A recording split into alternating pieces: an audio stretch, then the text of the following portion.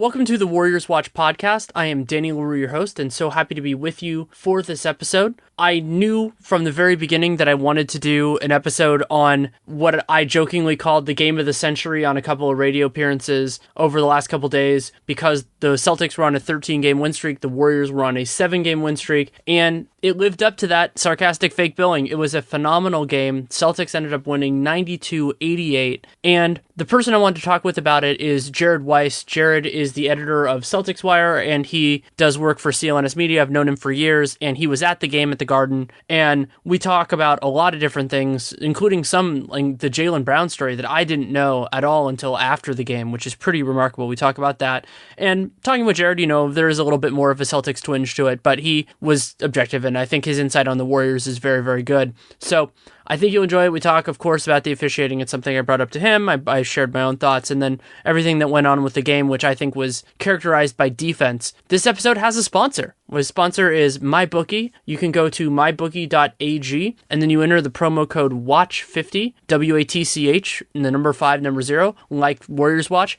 And the reason why it's 50 is because you get a 50% deposit bonus. So that's why it's Watch 50.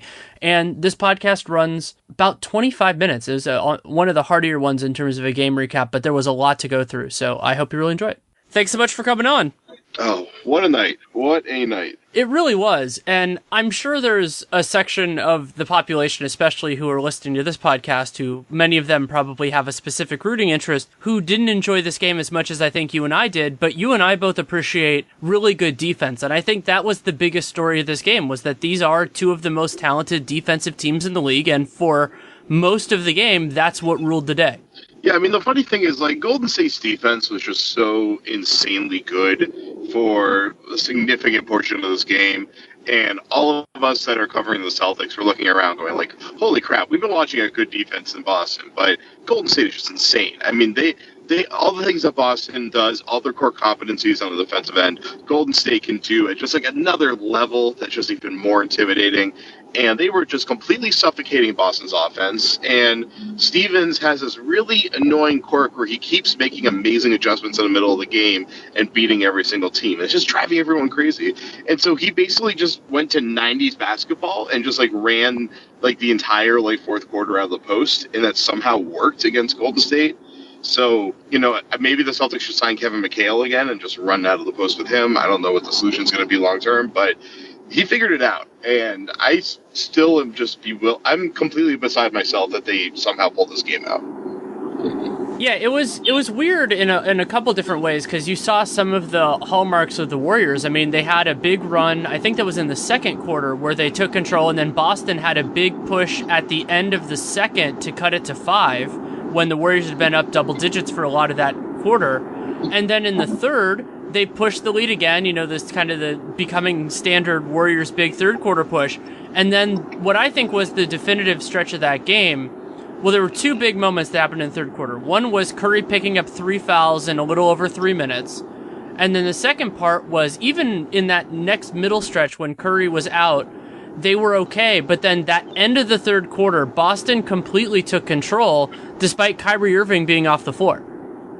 Yeah, they go on that 19-0 run, they starting about halfway through the third quarter there, and it was just transition pressure from Boston. That's when they're at their best. That is something that was their core identity 2 years ago. They got away from that last year because they wanted to get better as a half-court executing offensive team. Now they're basically trying to take that next leap where they're both a high-paced team that has really good execution, trying to basically be what the Warriors are. And they showed it in the third quarter there. I mean, Jaylen, I'm sure we'll get to him at some point in greater detail with what is, as far as a narrative, one of the most remarkable nights I've seen in a long time, which, although sadly it's not the first time this has happened, covering the Celtics, which is really sad. But he was just explosive. He played incredible defense on Kevin Durant in the third quarter, at least.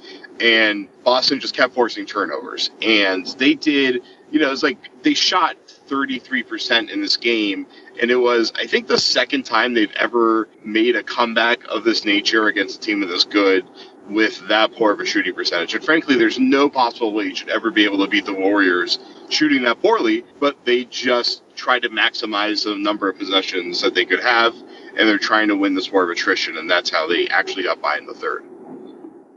Yeah, and I mean, there are a couple different things in terms of the Warriors. The Warriors had massive struggles from three themselves, but a lot of that should be attributed to Boston playing good defense. Did a nice job contesting shots, and by virtue of switching more often, which they do, like the Warriors do, you give up fewer kind of seams is the word I usually use for it. You give up fewer lanes for it to be wide open. And so, there were a couple, like Clay hit one at one point that was wide open. There were a few others, but by and large, those looks were more contested than they are usually. And you could make a fair argument that more of those shots should have gone in for both teams, but it wasn't so egregious when you consider the better contests than usual. Yeah, I mean, Brad was pretty, he usually readily admits when he gets lucky that the team's missed a few shots. I mean, Clay got a good look at the end of the game that could have, they could have sent it to overtime, or actually might have been to take the lead if I'm not mistaken at the end there. So, Boston got really lucky from that perspective. Golden State going to their split actions on the elbows with using Clay and KD, which still blows my mind as someone doesn't get to watch the Warriors every single time. But they were able to work those actions. Boston, one of the things that's been, I think, relatively unique for their defensive scheme is that the way that they switch functions almost as a zone when covering kind of like the weak side area or side pick and rolls and stuff like that. So they're really good at communicating switches, not as the immediate call, like this is how we're defending the pick and roll, but rather, especially when Horford's in there, who's a brilliant defender, is basically being able to read whether or not they're going to be able to ice or go over on a screen, and then instead switching about half a second into the play. And that allows them to stay grounded on the shooters so that they don't let Clay get loose or let Curry get loose, and that worked pretty well. And while Durant went pretty insane for a few moments in this game, I think they generally were able to prevent Golden State from getting, just from being able to pass themselves into wide open looks. One of the most surprising parts of this game for me was that, by and large, the Warriors this season have had their best moments with a lot of their best players on the floor without Zaza Pachulia. The starting five has been fine, but I mean, you're playing 4 All-Stars, so it's not a big surprise that the starting five does well. But it's been, the pushes late in the third when Pachulia comes out, or sometimes late in the first or the fourth quarter, wherever they need it. In this game, the best moments that they had, by and large, were when Pachulia was out there. They had a push at the very beginning, and then they had a push in the third quarter. And that was just so unusual. It's not really what this team does well. JaVale struggled especially that he was on the floor for that big part of that third quarter, for a portion of that third quarter run. He was only on the floor for 2 minutes. And Boston just did better in unusual stretches, and I think some of that is also related to the personnel that they had out there. And starting five versus starting five, I think the Warriors have an advantage without Gordon Hayward, but I think Stevens did a better job putting lineups out there that could compete. Yeah, I mean, Boston's been playing better with their 1.5 units, even more so, really. They're just consistently good when they start digging into their bench. And that's one of the things that's allowed them to win a lot of these games, is that they remain at a consistent competency on offense throughout the game. They don't have those major dry spells. So, I think it's mostly just that they had lineups out there that they could get into. They could really get into the transition for. I haven't had a chance to rewatch the game yet, so we'll have to re-record this answer tomorrow and somehow edit into everyone who's already downloaded the pod. But I would say that the one thing that I did like that I think Golden State was able to force down their throats is that Golden State was using Draymond to just kind of stampede them. And Boston just couldn't really handle that. And I would imagine in a rematch, they're probably going to try to really hammer that home. Because while they were better with Zaza out there, I think it was mostly that Draymond just had a little more freedom to kind of run with the ball. Before Jared and I finish our conversation about Celtics Warriors and that fabulous game, I want to tell you a little bit about our sponsor, MyBookie. So it is very important for those of you who choose to wager on sports, not only to make the right bets, of course, that's exceedingly important, but also to make sure that you're betting at the right place. And mybookie.ag is definitely the place for you to go. And so they have a wonderful app, and you can go for all sorts of things. And one of the other big parts of any outlet for this is the payout structure. And so they do super fast payouts, so you don't have to worry about your money getting all tied up. And so this is a great time of year for that, because not only do you have basketball in full swing, you have good games every day, but you also have football going on. Bowl season is pretty close, and then the NFL is still going on strong. And so there are a lot of different things that you can check out. Really, whatever your interests are in this, they have something to cover you. Whether you're somebody who's into the money lines or sides or totals, whatever makes you interested, there is something for you on mybookie.ag. And also, there's a way for you to do that while supporting the show. So the way it works is you go to mybookie.ag and then use the promo code WATCH50, WATCH, and then the number 5 and the number 0. And that's watch because of Warriors Watch, and then 50 because what you get by entering that promo code is you get a 50% deposit bonus on that deposit. So it's pretty awesome. And you put in money and you get more money. And so again, it's mybookie.ag, and then the promo code to tell them you came from us and to get that 50% deposit bonus is WATCH50, WATCH 50. Mybookie.ag. You play, you win, you get paid. The way that most teams have handled that is just giving Pachulia less respect and giving him less room. And I was surprised Boston didn't shift from that. But I mean, you have so many other guys on the floor that I do kind of understand it in that way. And I think that Boston, they didn't attack that in the same way. And again, it's not a big deal. It's not, didn't almost cost them the game or anything crazy like that. But something else that was strange about Golden State's play was the way that they ran certain parts of the rotation. So Curry being in foul trouble in the third messed some things up. They also played Livingston. McCaw got a DNP in this game. They played Livingston with the second unit, which actually did all right. But then they, just kind of one of those weird things that Kerr does. Omri Caspi has been largely out of the rotation in key moments of this season. He's had a couple nice plays. Then he's on the floor for 7.5 minutes in the fourth quarter of this game. Yeah, I was actually talking to a reporter sitting next to me about why isn't McCaw playing and why isn't Caspi playing, who of course got out there in the fourth. It's weird. There doesn't seem to be a clear consistency to the rotations with Golden State that I felt like I could identify in years past with them. So I need your input on that. But, it's one thing that Stevens does is Stevens does not respect the hot hands. He has his game plan set in stone, and he's not really veering away from it unless foul trouble happens. Obviously, that was one of the major storylines for this game, besides the fact that Steph just wasn't quite himself because he's just returning from injury in this game. But, not having Steph out there for that huge stretch of the third quarter, obviously, kind of screwed up their rotation. It did, but also Kerr has these problems. And something that I noticed, especially in that third quarter, was I thought David West played really well in this game when he was out there. And Kerr basically refuses to play him in the first or the third quarter. And part of what those lineups have used, especially with the part that Curry was out there for, is the Warriors' backups don't really space the floor that much. And so you can survive that with good defense like they did in the second. And then the hot hand thing actually reared its head, and I had forgotten about this as being as big a moment as it was. But it was in the middle of the fourth quarter. The second unit had played reasonably well, and Kerr kept them out there despite Curry missing a ton of time due to foul trouble. And Durant, and so Kerr left his backups largely in the game. Stevens went to Kyrie and Horford, and then I think it was like a 4-0 or 6-2 run that Boston did before he was able to get Durant in. And those sorts of things are mistakes that a coach as intelligent as Kerr should not make, because that the reason your guys were doing well, it was in no small part because Boston's best offensive players were not on the floor. Yeah, and just from the perspective of the team that I cover, it's like with Stevens, when he sees the other team switching their units, he throws his guys back in there. He wants to match units. He wants to maintain the matchups that he's game planned for. And a hot hand, while I'm someone that does not believe that the hot hand is a fallacy from the simplicity of just feeling your shot that time, I think it generally is from the perspective of just a single unit getting a string of plays in a row, unless they're running in transition and forcing turnovers. But if you're executing well in the half court, that can pretty much snap at any minute. And if you didn't align your subs the way you're supposed to, then you're losing a huge amount of opportunity towards later in that next quarter to maximize the play of your top players. And I think it definitely seems like that happened tonight, because it didn't seem like Durant quite had enough time to really work, be able to basically work his matchups.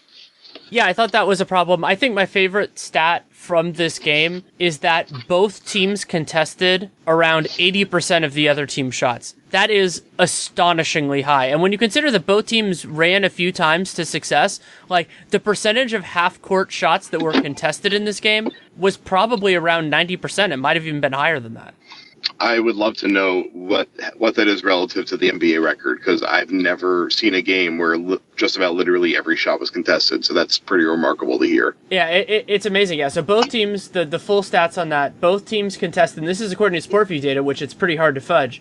The Warriors contested 66 shots, and the Celtics contested 65, and so they each took, I think, they were each in the like high 70s, low 80s in terms of attempts, which is also super low. And part of that is, getting back in transition defense, and generally also when you have good half-court defenses, you run the shot clock more because you can't get anything early. And so I think that was another standard part of this game. And another just important part, Boston didn't get to the free throw line a single time in the first quarter. And then they got there 13 times in each of the second and third, and then I think it was 12 in the fourth quarter. And so they were able to do that, and the Warriors weren't able to get to the line with any consistency. And then the other unusual part is they missed a lot of the shots once they got there. Yeah, I mean, the Warriors were running most of their actions to try to get three-point looks, while towards the end of the game, Boston was just trying to attack. I mean, they just wanted to get to the line.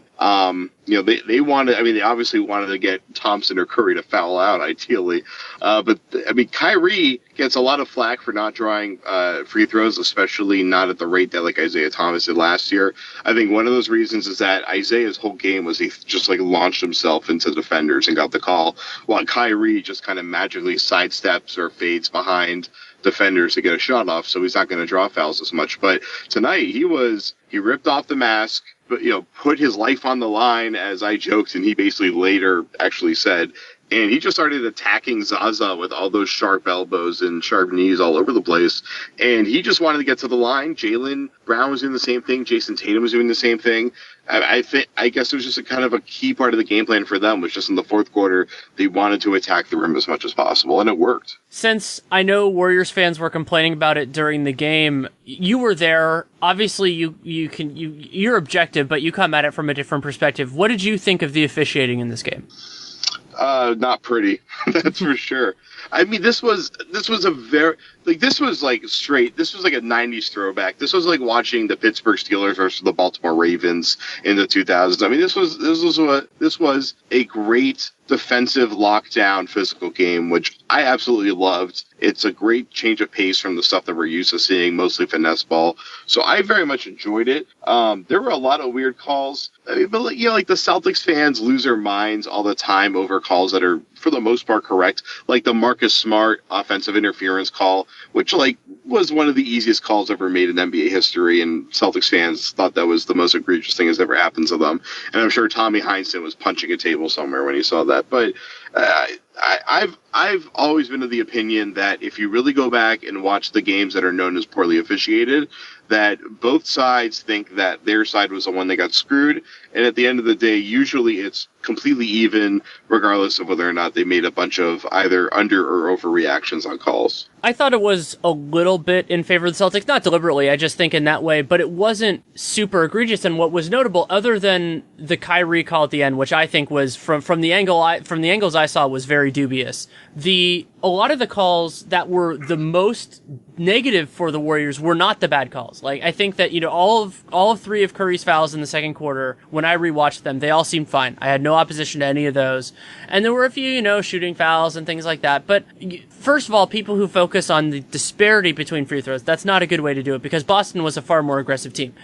So my summary would be, there were some calls that I think were, I think the whistle was a little bit tilted, but I'm sure there are going to be some who cry foul on it a lot more, and I would not agree with them. Yeah, I mean, I'll just say, if you're at the game, you don't notice the bad calls as much unless they're going against the home team because you're not watching the replay over and over. You're not hearing the commentary, stuff like that. So I'm sure there's a bunch that I missed. I saw one look at the Kyrie foul, and I was surprised it was called a foul, but I didn't see it enough to really significantly question it. But from what I was saying tonight, and then applying it to most games, like the home team almost always gets a little bit more of an advantage when it comes to the officiating because of the natural tendency of how officiating and human beings work. So like, right. There's always going to be that slight bias towards the home team. Well, and that's a part of it in the playoffs too. I mean, people talk about home court advantage in the playoffs a lot. Some of it, not all of it, a portion of it is refs just calling the game that way. That's often the way that it is. So I didn't know anything because I was doing the Twitter NBA show with Nate, and so we obviously were talking, so we're not listening to the commentary. I didn't know anything about Jaylen Brown's personal tragedy until after this game. And so while normally, that's more of a Celtic story, Jaylen did go to Cal, and so he's somebody that Bay Area people go through. So do you want to do kind of a 1 or 2 minute summary of everything that happened to him recently? Sure. So, actually, I want to make sure I get all this right, so hold on. I have pulled over, and it's now technically safe for me to do this. So basically, I had found out about this a few hours before the game. I got a heads up on it, and I was surprised to find out that by the time that the game was over, still most people didn't know. But Jaylen's best friend from high school, his name was Trevin Steed.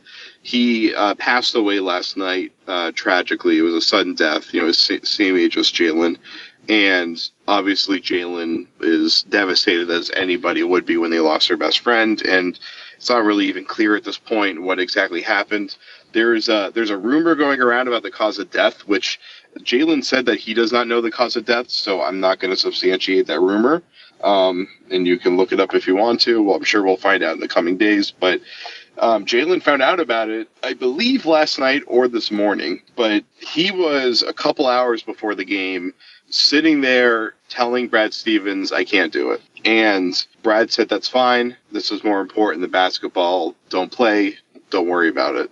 And then Jaylen got a call from Mrs. Steed, the mother of the victim, and she encouraged him to play. And after that, he decided that he was going to give it a go, ramped himself up. Kyrie, before the game, gave him a spiritual speech about how this is a transition in the spirit and stuff of that nature, which most people will laugh at Kyrie. I'll plug myself here. Go read. I just wrote a big column on this on CelticsWire.com, a feature on the whole event and the whole night. And I thought Kyrie's words were actually pretty beautiful. But so Jaylen went out there and played with, he's an intense player. He's an aggressive, physical player. He tries to create something out of nothing all the time. He's tenacious and trying to get steals. Tonight was something unique and different from him. And I saw it as kind of an evolution for him in his career, as the moment where, especially because there's so much talk right now about how Jason Tatum looks like this future star, and I've been surprised to see that Jaylen Brown has gotten a little bit slighted in that just relative to Jason. But since I've been started scouting Jaylen Brown about a year and a half ago and started to really, after they drafted him, I see a lot of the tools to be a player similar to what Andre Iguodala was in his prime, and maybe even potentially better than that because of the way he's already shooting the ball from three. So tonight seemed like kind of a national coming out party for him to really emerge as a household name, or at least like an NBA fan's household name. So I don't know how it was perceived and promoted on the broadcast. It sounds like the broadcasters never actually talked about what was happening for him, so I'm sure the narrative probably didn't convey as much to like everybody watching. But the way that he played on both ends, the smothering defense on KD, obviously the LeBron-style tomahawk is exciting, but a lot of the other stuff that he does, he definitely has some very clear flaws to his game, and there definitely are questions to whether or not he can overcome them, like his ability to control his handle and pass out of bad situations, stuff like that. But he's showing that he makes up for it at a level that's going to allow him to be a potential all-star caliber player. He had a big night in some ways that are harder to show up on the box score, too. I mean, the thing that I noticed most, this was the best game I've seen him play as a professional, and I didn't see him play a great game at Cal, so best game I've seen him play. And I think it's his best of his career, actually. And so he what was stood out was his defense was great, and so some of that, you could see it through, people focus on blocks and steals. He contested a ton of shots, and I was going to praise him for his defense in this. Then I looked it up. He contested 16 shots in this game, 8 twos and 8 threes. That's phenomenal. He was around it, and he also had one of the biggest plays of this game was an offensive rebound he got over or not over, but next to Draymond Green, which was completely out of his area. He just read the play, got all the way over there, and took it from Green. And when you have a game that was, yes, it ended up being 4, but it was functionally a 1-possession game, all of those things matter. Yeah, it's like he's discussed as having poor basketball feel, and while I guess that's true from the ball handler perspective, stuff like that. He has a incredibly high IQ, a great balance. He's able to make so many smart plays off of the ball on both ends, and I thought that was a great epitome of the player that he is. He's basically turning into a taller Marcus Smart who doesn't shoot 25% from the field, which is a pretty incredible player. It's not just the way that he flies at the boards, but I didn't realize he contested 16 shots. That's an insane number. But he is, not only does he contest the shots, he is very effective at contesting them without fouling. I just did a film study on Celtics Wire from their win against Toronto the other night, where he actually screwed up and got baited into fouling DeMar DeRozan a few times in the third quarter, and then redeemed himself at the end of the game, just completely smothering him on the potential game-tying shot to win the game. And he is able to contest the great scores like the guys that get separation for shots like Durant and DeRozan, because he's able to lean into them without falling over. He's getting a lot better at learning how to jump second, which is really crucial to not getting baited into pump fake fouls. And he's just so long and so athletic, and he has that great hairdo, which you get distracted staring at that while you're shooting, obviously. But he does all the little things at a pretty high level already, and he's like basically I think he's like 100 games or a little bit less of that into his career. I think he should be evaluated like a veteran entering his prime, but he's really only 22 years old. Yeah, it's pretty remarkable. And so on that line, Draymond also had 16 shot contests. So this is just one of those games. And also some of that was because both teams play some lineups that are not necessarily the greatest shooters. You had a lot of smart help defenders in this game. I thought Marcus Morris was all around the floor. And so you had all these different things that were kind of running together. And I thought it was a really, really intriguing game from that perspective. I don't want to read too much into it from either team's perspective. I don't think that's a wise idea. So you appreciate it for what it is, you enjoy it for what it is, and you move forward with the satisfaction that it was one of the games of the year. I mean, this doesn't change my read that, which everyone else has, that Golden State right now is probably the best team that's ever lived, and the Celtics would probably get killed by them if they ever met in the finals, but it would not be probably as bad as it went for Boston in the Eastern Conference Finals last year. Yeah, I would definitely say that's fair. And so thank you so much for taking the time. Always a pleasure to talk with you, my friend. All right, I'm going to bed. Thanks again to Jared Weiss for taking the time to come on. You can read his work as the editor of the Celtics Wire, which is a part of USA Today, and he also does a lot of work for CLNS Media, which this podcast as well as Real GM is affiliated with, which is great. And you can also follow him on Twitter at Jared Weiss NBA. That's JaredWeiss NBA. And this was an absolutely fascinating game, just with all the dynamics that were going into it. It ended up being a defensive struggle. You kind of thought, and especially early on when the Warriors were scoring reasonably well, thought maybe that wouldn't be the story of this game. That's where it ended up going. And despite losing the game, the Warriors moved into the top 5 in defense on including the glasses metrics, which takes out garbage time. Not that there was any garbage time in this game. And that's notable as they move into this step. And I wouldn't come away with this game feeling much worse about the Warriors because they'll take better shots. They'll make more of those shots than before. But they need to figure out some of these rotational issues. And for those of you who are subscribers to The Athletic, it's funny to put my thoughts on this game in player analysis, but I did that at certain moments, use some of those as opportunities to talk about, well, maybe this would work, maybe this wouldn't work, because that's a part of the Warriors story moving forward. So you can check that out too. Of course, this podcast, and then Nate Duncan and I also did a heavy portion of our podcast on this game as well. So if you want my input on it, if you want Nate's input, you can check that out as well. And I was also part of a Warriors roundtable at The Athletic before this game with Tim Kawakami, Marcus Thompson, and Anthony Slater, which was a lot of fun. And we went in some unusual directions, which I really did enjoy. We went with a different format this time, so I liked it. If you want to support this show, there are a lot of different ways you can do it. You can leave a rating, you can leave a review in the podcast player of your choosing. You can also subscribe, download every episode, tell your friends, tell anybody you like that you think might enjoy it. And with a relatively new podcast, though obviously Locked On Warriors has a brand that I was with, but this is my new thing, and so some people still don't know about it. So anything you can do that way. And then of course the other big thing you can do is you can check out our sponsors. So for this episode, that is mybookie.ag, and then what you do is you enter the WATCH50, WATCH50 as your promo code, and they will give you a 50% deposit bonus on your first deposit. So you should definitely check that out, especially if you feel so inclined, whether it's about the Warriors or something else. You can do all that through mybookie.ag. And if you have any feedback on the show, good, bad, or indifferent, Danny Leroux NBA at gmail.com, at Danny Leroux on Twitter. If you take the time to write it, I will take the time to read it, though I might not respond because my time is super busy. But I appreciate that. I appreciate everybody who came out to my 100 Things Warriors signing at Books Incorporated in Alameda. Had a really nice time talking with people, telling them about how the process of writing the book. I have another signing that's going to be December 2nd in Petaluma, Copperfield's Books, and I'm guessing I'll have one or two other things. It's just in the process.